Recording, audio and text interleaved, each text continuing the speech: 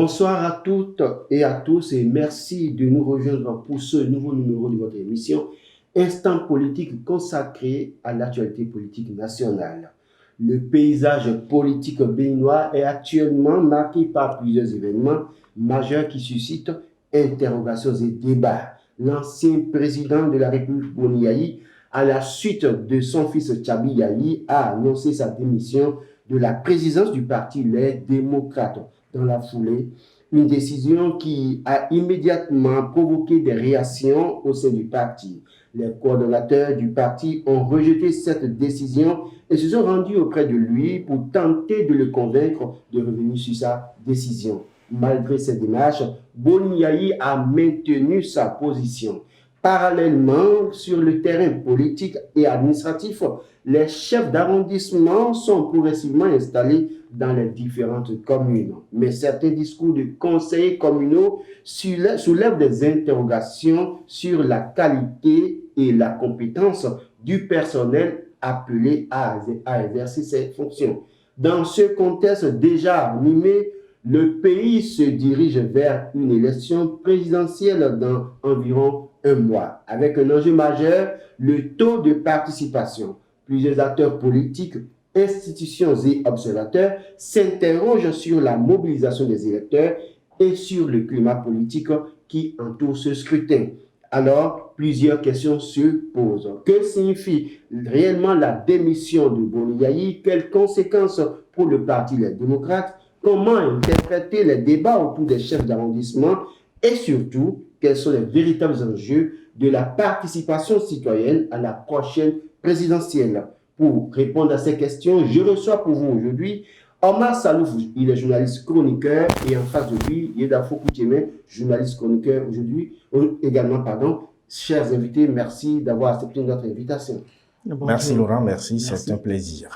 Alors, ma première question qui s'adresse à Omar Salouf, comment interprétez-vous la démission de Boni Yayi de la présidence du Parti des Démocrates? Alors, j'interprète la démission du président Boni Yayi comme une suite logique au vu des événements qui se sont déroulés avant l'annonce proprement dite de cette démission, et en me référant à un passé récent, pour me situer à décembre 2025, dans la période du dépôt de candidature notamment pour la présidentielle. Cet événement majeur qui est arrivé dans la vie du Parti Les Démocrates où ils n'ont pas pu présenter un duo de candidats était déjà un coup dur pour l'ensemble du parti, pour celles et ceux qui nourrissaient l'espoir d'une alternance, pour le président Boni Yayi lui-même qui, un grand homme, un homme d'État, n'a pas pu conduire la troupe à bon port. C'est déjà un point marquant qui était déjà annonciateur de quelque chose qui pourrait se passer. Dans cette même période, nous avons vu le président Boni Yayi reçu par le président Patrice Talon. Ils ont discuté, mais personne ne sait jusqu'à aujourd'hui ce qui de façon substantielle est sorti de cette entrevue entre les deux hommes. Ensuite, nous avons vu comment les listes de candidatures aux législatives et communales ont été remises à la Sénat, ont été traitées, ont été validées ou invalidées. Nous avons vu un peu que dans ce schéma-là également, le président Boni Yayi, en tant que président d'un parti qui plus est le plus grand parti de l'opposition, n'a pas pu permettre à ce que la liste soit retenue pour les communales. Maintenant, ça a été retenu pour les législatives, mais nous avons vu comment la campagne s'est déroulée. La campagne pour les législatives s'est déroulée en absence du président Boni Yayi. Beaucoup de gens attendaient de le voir au devant de la scène pour mener la troupe, pour conduire la campagne de main de maître, mais il était totalement absent. Il était absent, il n'a pas fait campagne et nous avons vu le score, quoique cela donne 16% pour le Parti Les Démocrates, mais ça n'a pas pu permis à ce parti-là de lever les sièges. Donc l'un dans l'autre, au vu de la succession des événements, c'était des points annonciateurs de ce que nous étions en train d'aller à une annonce pareille. Mais j'ajoute à cela le silence qui est intervenu de la part du président Boni Yayi, un silence total où il n'opinait presque sur rien. Sa dernière sortie, c'est au lendemain de l'entrevue qu'il a eue avec le président Patrice Talon. Après ça, on l'a vu brièvement à une activité à Tchaourou pour honorer un fils de la commune. Mais après, c'est le silence total. Ce silence-là, pesant, était déjà annonciateur de ce que quelque chose se préparait, et ce quelque chose, c'était effectivement la démission du président Boni Yayi. Donc, ça ne surprend pas en réalité, contrairement aux lieutenants du Parti Les Démocrates qui se disent être surpris de l'annonce de la décision du patriarche. Alors, tout comme Omar Salouf, est-ce que vous n'êtes pas surpris de la démission de Boni Yayi de la présidence du Parti Les Démocrates? Quand même, rien ne présageait de ce qui pourrait démissionner, même s'il avait observé le silence. Bon, ce n'est pas moi mon rôle d'être surpris ou de ne pas être surpris. J'observe, je suis un observateur, je constate simplement que Boni Yayi, à un moment donné, est devenu totalement aphone sur la scène politique. Et pour mieux comprendre ce qui s'est passé, il faut remonter un peu plus loin, vers 3 ans, il y a 3 ans, en 2023, lors du congrès de Parakou.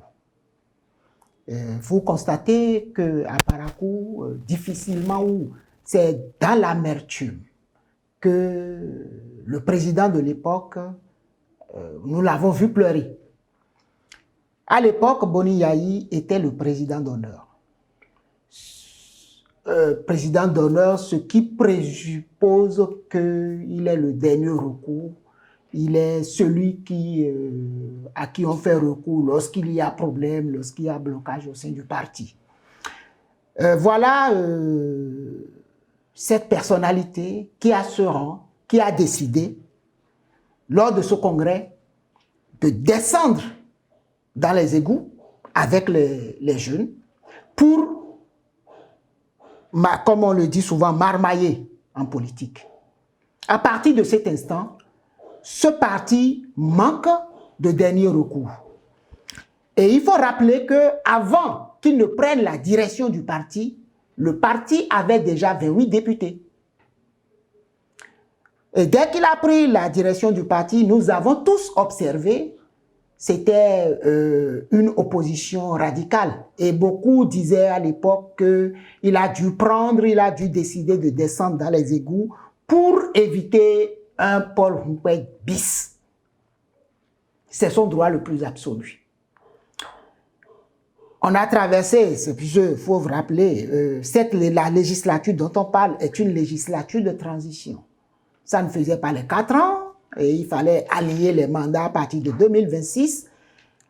Il a conduit le parti. À l'Assemblée, nous avons tous assisté à une opposition frontale, si vous voulez.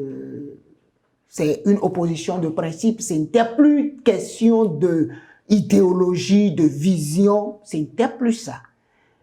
Et donc, il fallait désigner en octobre 2025, et c'est là que tout s'est révélé, il fallait désigner un candidat. Et nous avons tous assisté, on ne va pas revenir sur cela ici, ce qui s'est passé, nous avons tous vu ça. Et au lendemain du rejet de la candidature de ce candidat qui a été choisi dans la douleur, il faut le rappeler, il n'y avait pas eu de je dis, sa candidature a été rejetée par la Cour constitutionnelle, déjà par la Sénat, faute, s'il vous plaît, faute de nombre suffisant de parrainage. Et j'ai dit, ce candidat a été choisi dans la douleur. Ce n'est pas ici qu'on va revenir sur cela. Et à cet instant précis, ce qui s'est passé pendant ces 2 ou 3 jours pour aboutir à la désignation de ce candidat était révélateur d'un malaise au sein du parti. Après le rejet, après l'incapacité pour le parti de challenger avec les autres parce que n'ayant pas réuni le nombre suffisant de parrainages, et donc, ce, entre griffes, nouveau leader, parce qu'il était désigné pour porter le parti, les idéaux du parti. Dès le lendemain, tout le monde a constaté qu'il a jeté l'éponge, il a dit il préfère se consacrer à sa famille, puis à sa carrière. Et lorsque vous êtes dans un parti politique et qu'une personnalité pareille, on le choisit dans ces conditions, et qu'elle en vienne à ne plus assumer le rôle qu'on lui a assigné, cela pose un problème. Et dès cet instant-là, c'était clair que le parti, les démocrates, est à la recherche d'un nouveau leader. Son président étant forclos, il fallait trouver un nouveau leader. L'ancien président devenu, entre-temps, vice-président, également est devenu aphone. Et nous avons tous suivi les débats ou les controverses autour, les déballages qu'il y a eu après ces incidents. Et donc déjà, il y a un grand malaise au sein de ce parti politique. Après, nous avons assisté, et d'abord, dans un premier temps, je crois, à la confession. En tout cas, le parti n'a pas pu non plus participer aux élections communales. Finalement, le parti a réussi à participer aux élections législatives. Ce qui a suivi, nous savons tous, Omar l'a rappelé, il y a un instant, le parti, malgré qu'il a réuni un peu plus de 16%, n'a pas réuni l'autre critère de 20% dans chacune des circonscriptions électorales.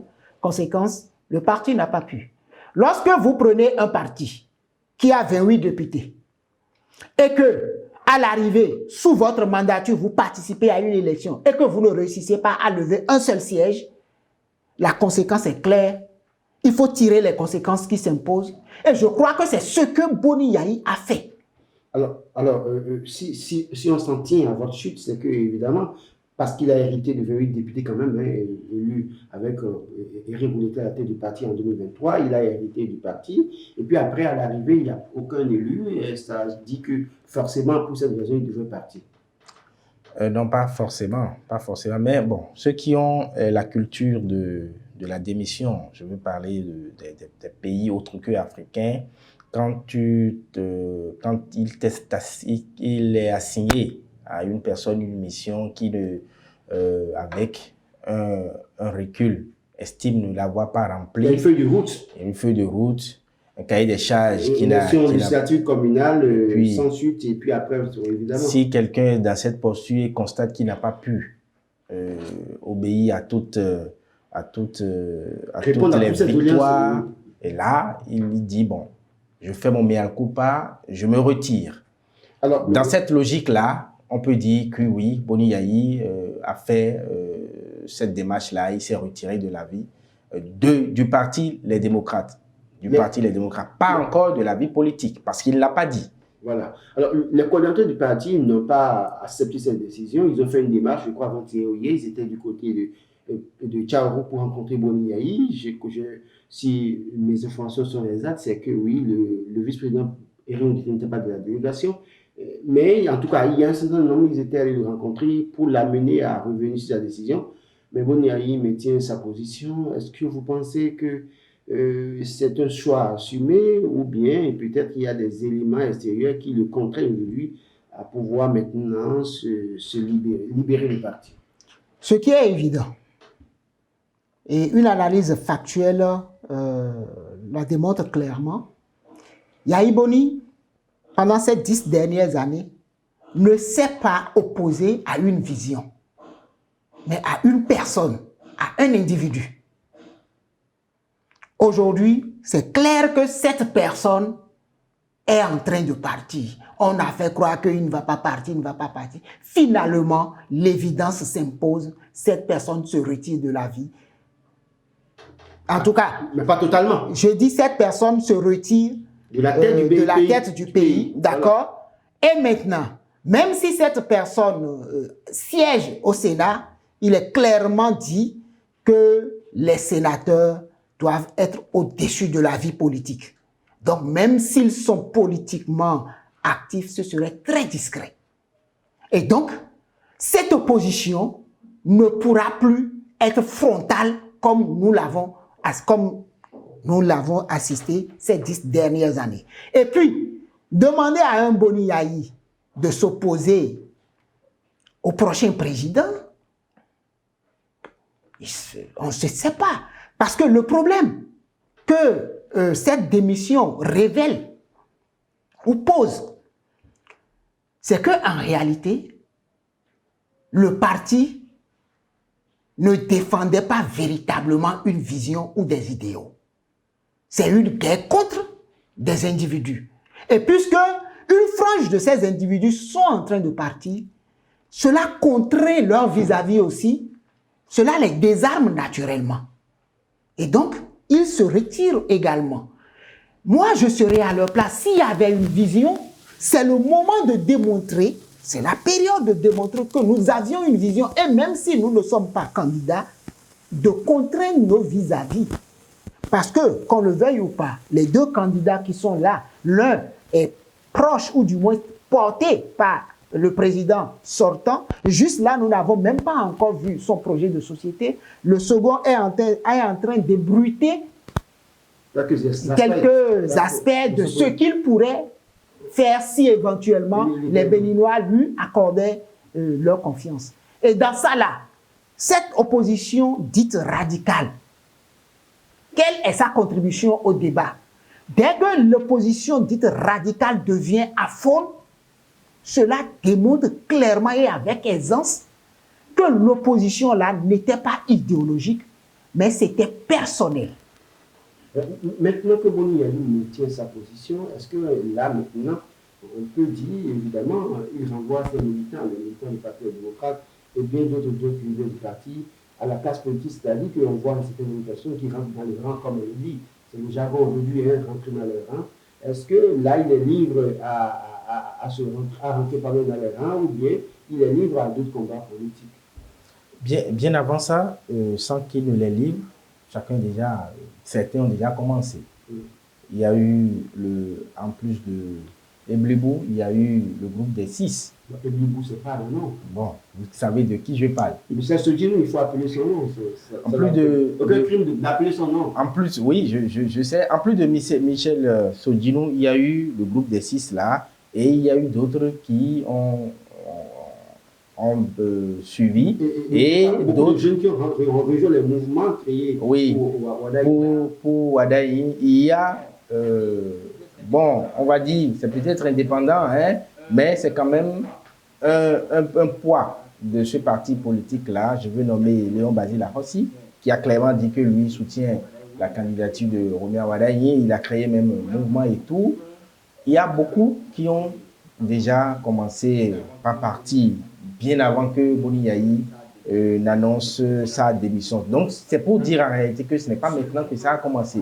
Seulement que ça va s'amplifier maintenant que le dernier rempart, s'il faut le dire ainsi, le dernier rempart est tombé. Donc, chacun pèse le pour et le contre et prend sa décision. Ceux qui disent avoir peut-être l'âme du parti ou disent être l'âme du parti peuvent continuer à garder ce qui reste, mais je sens que d'ici là, si ce n'est pas comment il s'appelle? Ça dit que le parti est de plus en plus vidé de son contenu. Oui, le parti est de plus en plus vidé de son contenu, de la substance qui fait vivre le parti. Le parti est vidé de tout, et puis tous ceux qui vont ensuite quitter, le parti est vidé de son contenu, le parti est tombé, et un parti tombé tend à disparaître si ce n'est pas encore le cas. Donc le parti Les Démocrates, les derniers jours sont comptés, et puis il y a quand même d'autres leaders dans le parti. Oui. Ourénou Achadé et autres qui sont encore là, qui sont les gardiens du temps. Justement, Eric Moulete, qui, comme Boni Yayi, est devenu silencieux depuis un certain moment. Dans un parti politique, Souvent au Bénin, quand le silence devient trop long, attendez-vous à ce que d'ici là, qu'il y ait une déclaration pour changement de position, Donc, pour reconsidération dans le rang. Même s'il ne rentre pas dans le rang, mais il va quand même se démarquer du parti, les démocrates, pour se redonner une santé politique, pour continuer à subsister ou à exister dans l'arène politique. Déjà, vous coutumez, écoutez, là on constate que Bouniaï est parti, il maintient sa décision, il est parti avec son fils Chabiaï, qui était secrétaire chargé des affaires extérieures, évidemment. Évidemment, il y a Nourine Ouattali qui est encore là pour deuxième vice-président, il y a le premier vice-président, comment vous appelez, Éric Mouté, il y a les frères Ouassangari qui sont là, il y a un certain nombre de personnes qui sont encore dans la maison. Mais malgré ça, Omar Salif pense que le parti est vidé de son contenu. Il pense peut-être carrément à une fragilisation du parti. Est-ce que vous avez le même avis? Une évidence est certaine. Vous allez constater que le parti, les démocrates, en fait, lorsque vous observez, c'est comme une coalition d'anciens partis. Tout comme Oui. Non, ce que je dis, c'est ceci. C'est comme une coalition. Et vous allez constater qu'il y a des obédiences qui ont commencé par se démarquer clairement depuis un moment. Beaucoup ont commencé par faire des déclarations. Beaucoup ont commencé par rejoindre un camp ou l'autre camp. Et c'est dans cette ambiance ou dans ce contexte que les démissions du père et du fils sont intervenues. Et c'est normal que les autres qui sont là veuillent à ce que Boniaï termine ce qu'il a commencé. C'est normal qu'il veuille que si le parti si le parti va disparaître, que ce soit sous lui. D'accord? Parce que c'est clair aujourd'hui que le parti est en train de se vider de sa substance. Je vous ai dit tantôt, le parti, depuis... Je vous ai dit tantôt, s'il vous plaît, je vous ai dit tantôt que depuis novembre, fin octobre, début novembre, avec la déclaration de Maître Agbodjo, le candidat malheureux de Maître Agbodjo, qui devrait naturellement devenir le nouveau leader du parti avec sa désignation, le fait qu'il se soit éclipsé marquait un tournant comme quoi le parti est à la recherche d'un nouveau leader. Et si ceux qui peuvent faire le job ne veulent pas, compte tenu d'un certain nombre de paramètres, alors Boniaï, il va diriger quoi? N'oubliez pas que après le 12, après les résultats définitifs des élections du scrutin du 12 avril prochain, il y aura une période, pas de silence, mais de critique constructive. Voilà un parti politique qui, depuis sa naissance, n'a véritablement pas apporté un débat, ou du moins une contribution alternative. Je vous ai rappelé que c'est une opposition frontale, une opposition de principe. Alors, vous voulez que ce parti, qui ne s'est pas illustré dans le débat à travers des propositions constructives, vous voulez que ce parti-là fasse comment pendant les 6 prochaines années, sans élus, et doit tout faire pour maintenir son aura et son électorat de façon à ce que, en 2033, donc dans 7 ans, ce parti puisse reprendre du poil et espérer avoir des représentants au Parlement ou dans les conseils communaux, donc avoir des parrains. Dans ce contexte, que faire alors? Puisque, bon, le parti est venu se continuer, fragilisé, si vous voulez descendre de son piédestal, il y a toujours pratiquement selon vos analyses, alors qu'il y a encore quand même des têtes bien faites au sein de cette force politique qui n'ont pas encore dit qu'ils démissionnaient du parti. Alors, que faire alors maintenant pour que tel un phénix, ce parti renaisse de ses cendres? Alors, est-ce que il y a urgence que ce parti renaisse de ses cendres? Oui, et pour répondre, il faut quand même se maintenir.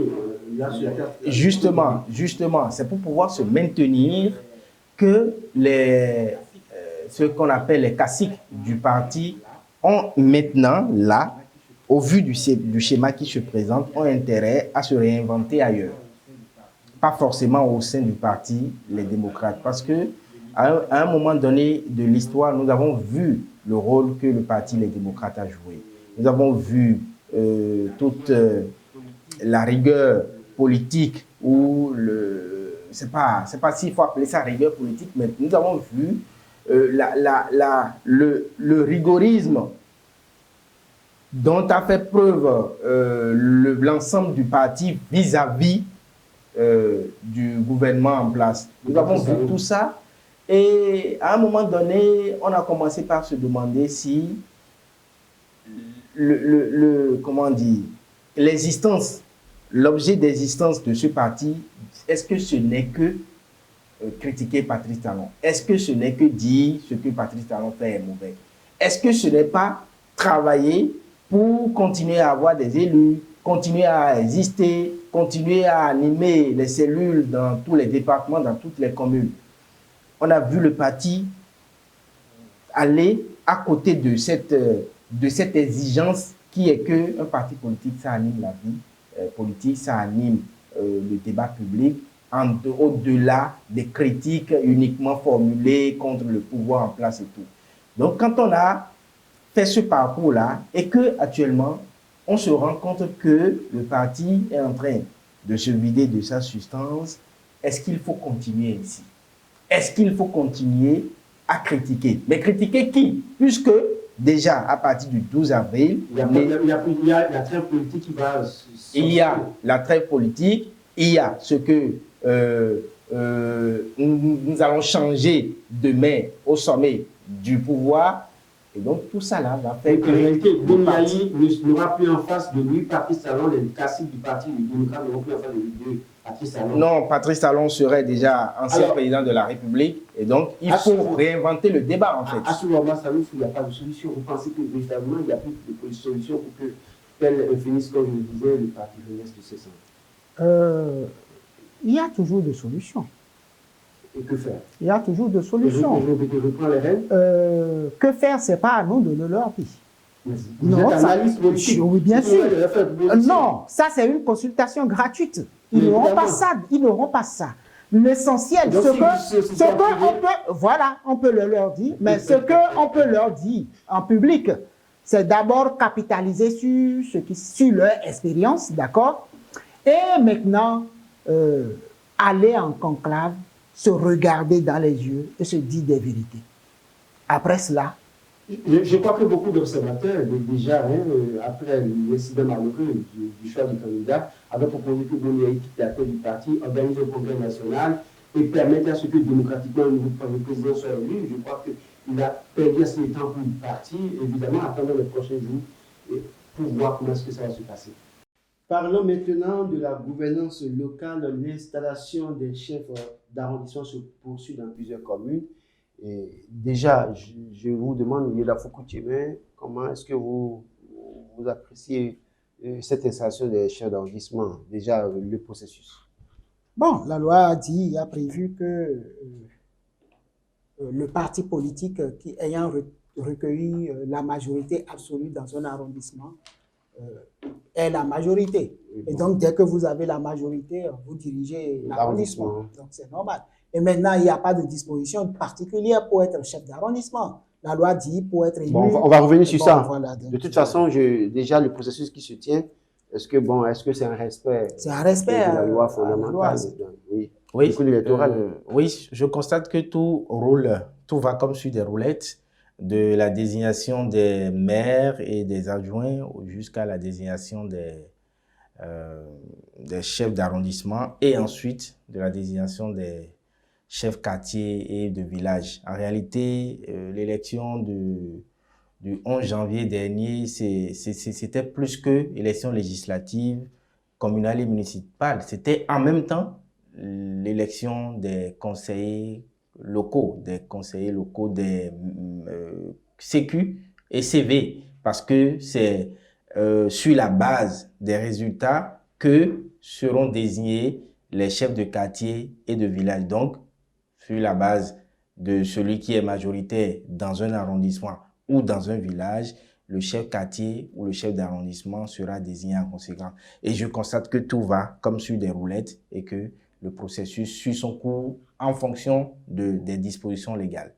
Alors, quand on suit l'installation de certains chefs d'arrondissement et quand on suit les discours qui sortent lus par certains chefs d'arrondissement, on constate la création de la population des critiques quant au niveau des chefs d'arrondissement installés, des gens qui peut-être peinent à lire le discours ou du mal, ont carrément de difficultés à prononcer les mots de leur discours.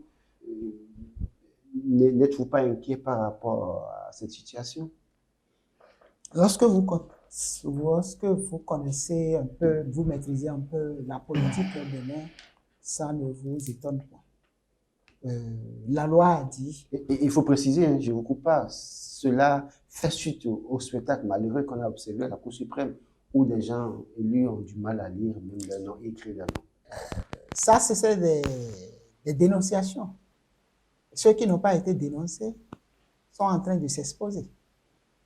La loi, malheureusement, a dit simplement pour être élu conseiller communal, il faut savoir lire et écrire, sans fixer un seuil donné. Le monsieur qui a un niveau CM2 ou même CE2, même CE1, et qui sait lire, il parvient à déchiffrer les choses, il prétend qu'il peut se faire élire, puisqu'il a des acquaintances en politique, il est peut-être, vous m'excusez le terme, un marmailleur de sa commune, de son quartier. Son arrondissement. Voilà, donc, ils se battent d'abord pour avoir une liste. C'est une bataille à la base. Et donc, le monsieur qui a la carrure, la prestance, qui a le niveau intellectuel requis, parfois on lui dit, toi, tu n'es pas souvent avec nous, donc tu ne peux pas venir nous diriger, c'est nous qui sommes ici. Et puis, les partis politiques, pour ne pas perdre, sont obligés de se soumettre souvent au dictat de ces personnes-là. Vous êtes élu, finalement, peut-être que l'arrondissement ne donne qu'un seul élu, sinon deux. Le seul qui est élu, on le nomme CA. Et malheureusement encore, il se trouve un assistant qui l'aide à rédiger un discours. Et cet assistant pêche en utilisant des mots assez forts, difficiles à déchiffrer par le monsieur. C'est ça qui donne ce qu'on... Lorsque vous connaissez le niveau de quelqu'un, proposez-lui un discours qu'il peut facilement déchiffrer. Alors, sur ce sujet, moi, j'ai une autre lecture. La lecture que j'ai, c'est que ce n'est pas la faute de ces chefs d'arrondissement qui se donnent en spectacle. Ce n'est pas leur faute. C'est la faute au parti politique qui les a positionnés là, sachant bien qu'ils ont des difficultés à pouvoir tenir le discours. Je le dis, ce n'est pas pour dire en réalité qu'ils ne sont pas bien positionnés pour diriger. Mais avec un peu de recul, on doit quand même pouvoir se dire la vérité, qui est que, c'est vrai, il y a des leaders dans des communautés, il y a des leaders naturels qui n'ont jamais mis pied à l'école, qui ont la capacité de drainer du monde, même sans argent. Ils ont le truc comme ça. Mais pour autant, on ne va pas quand même, au vu des ambitions que nous avons pour notre pays, on ne va pas tomber dans ces pièges-là. Je note un paradoxe. Le paradoxe, c'est que nous sommes en train de vivre quelque chose depuis 10 ans où le gouvernement en place a mis tout en œuvre pour imprimer une nouvelle marque de gestion, une nouvelle marque de rigueur, une nouvelle marque d'excellence. Ouais. De ce fait, on doit pouvoir éviter de positionner des gens qui n'ont pas la carrure intellectuelle qu'il faut, qui n'ont pas le diplôme qu'il faut. Parce que, qu'on le veuille ou non, quand quelqu'un est allé un peu à l'école, c'est différent de quelqu'un qui a juste faire un détour à l'école. C'est différent. Qu'on se dise la vérité. Différent quelqu'un qui est passé par l'école. C'est clair. Et donc, il faut qu'on se dise cette vérité. Il faut qu'on... C'est d'ailleurs ça. L'instauration des SE, c'était pour démarquer le politique de l'administratif. C'était pour que chacun reste dans son couloir. Il faut que l'administratif, quand même, oui, évidemment, ait des prérequis. Exactement. Et donc, pour nommer un chef d'arrondissement, c'est quand même un arrondissement. À part Cotonou et certaines grandes villes, dans toutes les autres communes, on a tendance à voir que, bon, c'est un chef d'arrondissement, il peut ne pas savoir lire et écrire, mettez-le là. Il faut qu'on aille au-delà de ça et il faut qu'on évite le paradoxe que nous sommes en train de faire une marche. Il faut qu'on mette des gens qui sont capables de comprendre d'abord le processus et de définir des choses. C'est vrai qu'ils ont des assistants, mais ce n'est pas suffisant. Il faut que l'intéressé lui-même ait le background nécessaire pour conduire les affaires de l'administration. Évidemment, Omar Salouf parle des secrétaires exécutifs dans les mairies qui, en tout cas, accompagnent les maires aujourd'hui. Le politique est dissocié de l'administratif, évidemment. Mais quand on rentre aussi dans les administrations aujourd'hui, il y a les chefs d'arrondissement qui sont élus, d'accord, mais quand même, il y a des secrétaires administratifs qui sont la mémoire des arrondissements. Est-ce que, de ce point de vue, on a vraiment besoin forcément d'avoir un chef d'arrondissement intellectuel à proprement parler? Donc, on peut nommer un ministre qui n'a pas le niveau. Parce qu'il a un DC, il a un secrétaire. Un ministre, c'est un cabinet. Et d'ailleurs, même les ministres, évidemment, à ce niveau, quand même, ne sont pas forcément ceux qui sont la mémoire. C'est les secrétaires généraux qui sont la mémoire et qui sont... je parle de niveau. Oui, évidemment. Dans l'organigramme de l'État, si vous permettez rapidement, il y a le ministre, mais la mémoire du ministère reste du secrétaire général. Et donc, aujourd'hui, dans les arrondissements, nous avons des secrétaires administratifs qui constituent la mémoire. Est-ce que, de ce point de vue, est-ce que forcément, il faut se continuer à dire le CA doit forcément parler français? Le CA doit parler français. Correctement et bien. Je crois que c'est un biais de la loi. La loi a péché en disant l'élu communal doit savoir lire et écrire sans fixer un seuil. Et ce même biais se retrouve au Parlement, où vous avez aujourd'hui des députés, mais qui ne sont pas capables de lire, comprendre une loi. Ils ont le cabinet. Et donc, ce que Omar Salouf dit, si on doit l'appliquer, c'est que déjà à partir des députés. Et pourtant, en termes de représentativité, regardez ce que... C'est pour ça que j'ai dit de façon factuelle, on constate que c'est une réalité politique au Bénin. Oui, parce que... D'accord? Maintenant, c'est comme ça. Le CA, il dirige l'arrondissement. Mais comme l'a bien rappelé Laurent, il y a les secrétaires administratifs. Mais le problème n'est pas là, ça c'est l'administration. Mais comment quelqu'un comme ça peut diriger le conseil d'arrondissement? C'est là la question. Mais évidemment, parce que le conseil d'arrondissement, lorsque vous avez un CA qui difficilement parvient à lire, lorsqu'il va... les chefs villages qui vont se retrouver autour de lui, c'est quoi? C'est dans quelle langue que les débats se feront? Mais évidemment. D'accord? Et comment qui va prendre... C'est-à-dire, il y a un certain nombre de paramètres qui ont amené le législateur à un moment donné à dire le maire doit avoir un niveau minimum du baccalauréat. Je pense que le législateur doit revisiter la loi pour fixer un seuil pour être un élu communal.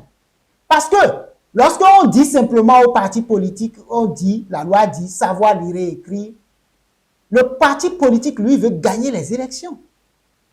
Il veut gagner d'abord. Après, on va parler de comment on va diriger. Donc, lorsque vous refusez de positionner celui-là, encore que les gens ne vont pas vers un parti politique par conviction, mais c'est parce qu'ils sont sûrs qu'ils seront positionnés au niveau de tel parti politique ou de tel autre parti politique. En conséquence, lorsque vous refusez de le positionner et que l'autre, votre adversaire, le prend, c'est que vous perdez. Donc, les partis politiques jouent aussi au jeu. Donc, ne pensez-vous pas que c'est peut-être un péché des partis politiques, plutôt que d'être un péché des individus qui, évidemment, aujourd'hui se mettent en spectacle? Eh ben, je vous rappelle que les partis politiques sont eux-mêmes victimes de la loi. Puisque la loi dit, pour être un élu communal, il faut savoir lire et écrire sans fixer un seuil. Faut-il repartir au Parlement pour revoir cette loi, rehausser un peu le niveau que doit avoir un chef d'arrondissement? Oui, s'il le faut, pour... je n'ai rien contre celles et ceux qui n'ont pas eu la chance d'aller beaucoup loin à l'école, mais ce qu'on dit, ce n'est pas qu'il faut forcément exiger aussi un niveau de baccalauréat à tous les élus communaux et municipaux. Encore que des gens le bac ne savent pas bien s'exprimer en français. Voilà. Mais je crois qu'il faudra trouver l'alchimie pour permettre à ce que ces élus-là aient une certaine aisance. C'est vrai que le français nous est imposé comme langue. C'est vrai que dans d'autres pays, c'est leur langue maternelle qui... Et dans ce cas, est-ce qu'on ne sera pas exposé à une situation où on parle de stigmatisation d'une partie de la population? Puisque nous sommes dans notre contexte africain, dans nos communautés, il y a des langues locales et donc de ce point de vue, ceux qui peuvent s'exprimer dans leur langue locale peuvent déjà tenir des sessions. Oui, mais il faut maintenant, tout le monde s'exprime, mais il faut maintenant quelqu'un pour diriger la cour, au vu des ambitions que nous avons pour le pays. Quelqu'un qui n'est pas président de la République, vous n'avez pas besoin d'avoir le doctorat. Non. On n'a même pas exigé de niveau. Oui, évidemment. Mais cela est venu comme ça. Et tout le monde sait maintenant que pour avoir... Donc si c'est comme ça, est-ce qu'on peut pas continuer ou alors à exiger alors des chefs d'arrondissement de niveau alors qu'il y a un secrétaire administratif qui joue le rôle de la mémoire de l'arrondissement et puis après il y a... C'est vrai que... moi, le conseil que je vais donner pour une première fois à ces élus, ce n'est pas une faute, ce n'est pas grave qu'ils aillent suivre des cours du soir ou qu'ils recrutent des spécialistes de mise à niveau pour les aider à améliorer leur niveau de langue. Vous avez une ambition, donnez-vous les moyens. Alors pour finir, dans cette logique où tout le monde peut être partout, élu partout, je souhaite alors au célébrissime Keita Paul de devenir ministre. Non, pas président de la République. Vous semblez mal nous comprendre sur le plateau. Ce que je dis, c'est quand même assez clair, c'est-à-dire que... Mais il peut bien sûr devenir député ou... Mais parce que la loi ne l'empêche pas. Non, ils peuvent devenir députés, mais dans la loi, normalement, les députés doivent avoir un cabinet. Mais combien sont-ils à sortir les moyens pour payer les gens pour le cabinet? C'est un débat, évidemment. Donc, je crois que la loi est votée, il va falloir retourner au Parlement pour revoir cette loi. Il faut trouver le juste milieu pour ne pas assister à une certaine stigmatisation d'une partie de la population. Parce que même le dernier analphabète du Bénin est un citoyen béninois. Et dès lors qu'il a envie de diriger peut-être une localité, on doit pouvoir lui permettre. Je crois qu'on va évoluer dans cette émission et aborder la dernière partie de cette émission, parler justement de la présidentielle du 12 avril prochain. On est à moins d'un mois, évidemment. On voit beaucoup de mouvements créés. Le pouvoir en place a sorti sa machine à gagner l'équipe de campagne. On a pu voir ceux qui sont aux commandes de cette machine pour gagner les élections. Mais on constate une chose aujourd'hui. Pour tous les mouvements qui sont créés, pour la grande majorité, le défi reste le taux de participation. Alors, vous qu'est-ce que vous pensez de ce qui se dit aujourd'hui? On ne dit plus on a gagné les élections, ou bien on veut gagner les élections, on dit il faut un taux de participation. Est-ce à dire que l'enjeu a changé entre-temps? Je crois que l'enjeu, je l'ai souvent dit, l'enjeu pour le scrutin du 12 prochain, c'est bien évidemment la participation citoyenne. En ce sens que nous avons une liste électorale mise en place depuis 2010-2011. C'est toujours la même lecture qu'on a transformée en ligne. Nous avons une frange qui ne sont plus là. Et depuis qu'on a installé cette liste, vous allez constater que la différence entre la liste informatisée et les anciennes listes, c'est que les anciennes listes, les gens expriment la volonté de participer au vote en allant chercher leur carte d'électeur. Dans le cas d'espèce, dès que vous avez 18 ans, vous vous retrouvez systématiquement sur la liste électorale. Cela veut dire quoi? Le défi pour les partis politiques, tous autant qu'ils sont, c'est d'aller vers les primo-votants. Ceux qui... Pas tous les partis, hein. Les partis que les candidats. Je dis les partis, tous.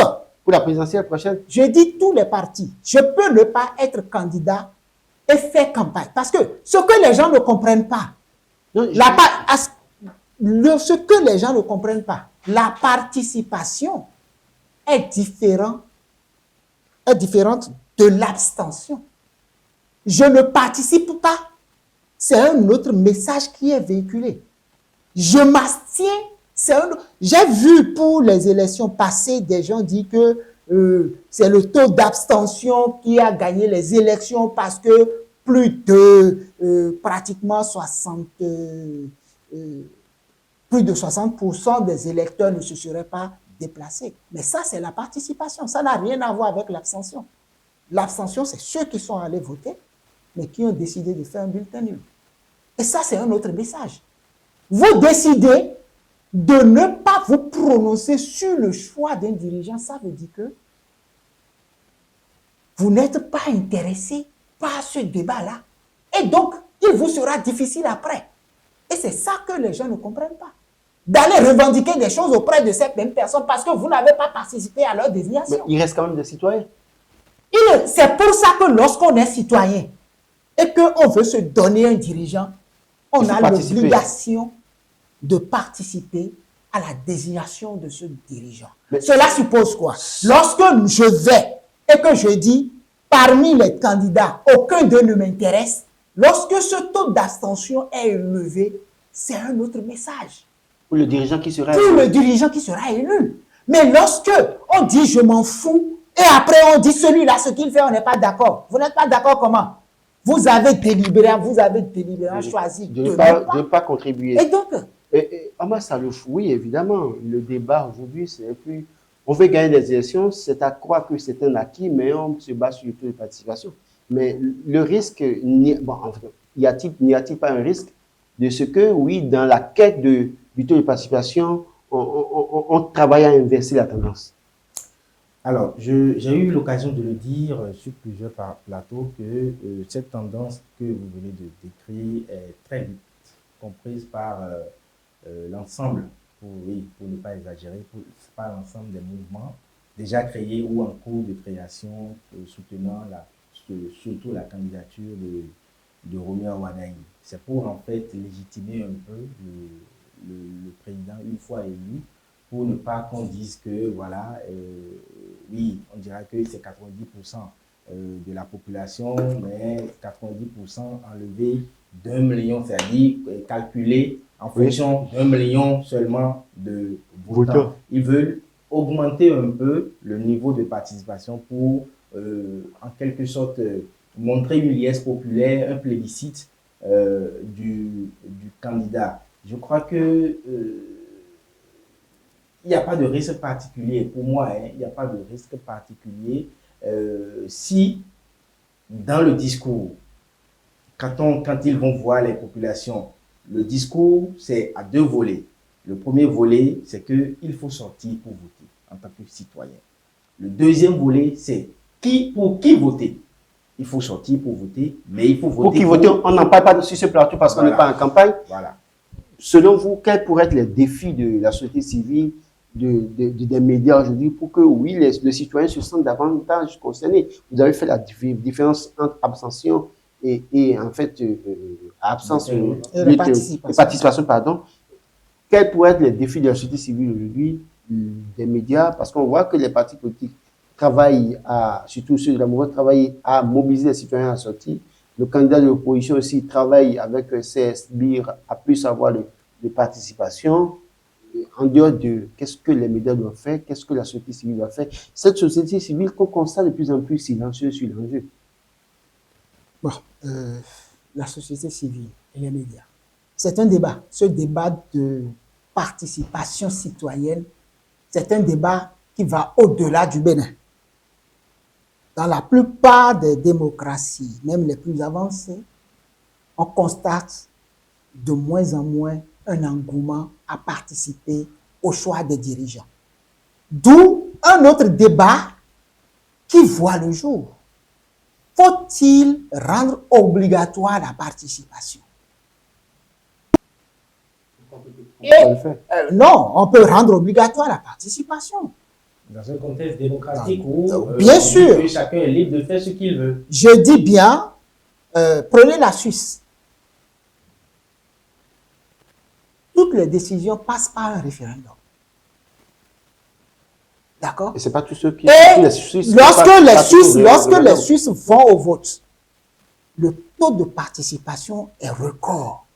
Ce n'est pas comme dans d'autres... C'est un élan volontaire. Parce que laissez-moi finir ce que je dis. Il y a une culture de citoyenneté. Mais chez nous, à partir du moment où nous n'avons pas conscience de cette culture, il faut trouver les moyens d'obliger le citoyen à savoir que c'est une obligation de participer au choix de son dirigeant. N'est-ce pas les acteurs politiques, eux-mêmes, qui ont occasionné cet état de choses? C'est relatif. J'ai expliqué tout à l'heure. Il y a un aspect. La liste qui est en place, si effectivement depuis 2010, c'est réellement bien épuré, d'accord?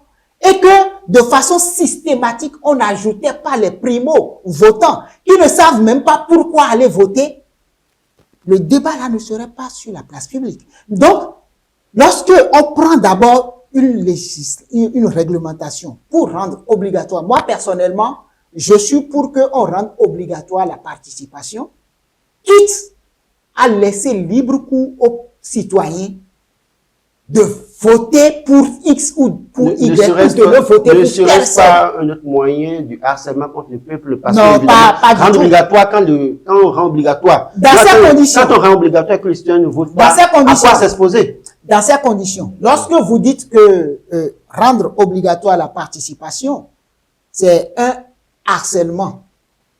Donc, laissons alors les politiques entre eux s'entendre et désigner les dirigeants et qu'on nous colle la pression. On ne fait pas même l'étude. Ce que je dis, parce que, évidemment, quand vous dites que la loi, il faut rendre obligatoire, si c'est obligatoire et que les citoyens ne respectent pas cette disposition, ça veut dire qu'en réalité, ça va faire appel à des sanctions. Oui, alors qu'en réalité, nous sommes jusqu'à une nouvelle ordre en démocratie où chacun est libre d'aller. La seule chose qu'il faut faire, c'est de sensibiliser sur l'importance du vote citoyen pour que les citoyens davantage comprennent plutôt que de rendre obligatoire. Quelle est votre lecture d'ailleurs sur la question? Oui, en fait, quand vous dites que il faut, c'est-à-dire dans le contexte africain, de démocratie africaine, telle que nous l'avons réadaptée à nos réalités, on peut peut-être se permettre de rendre obligatoire la participation citoyenne à une élection.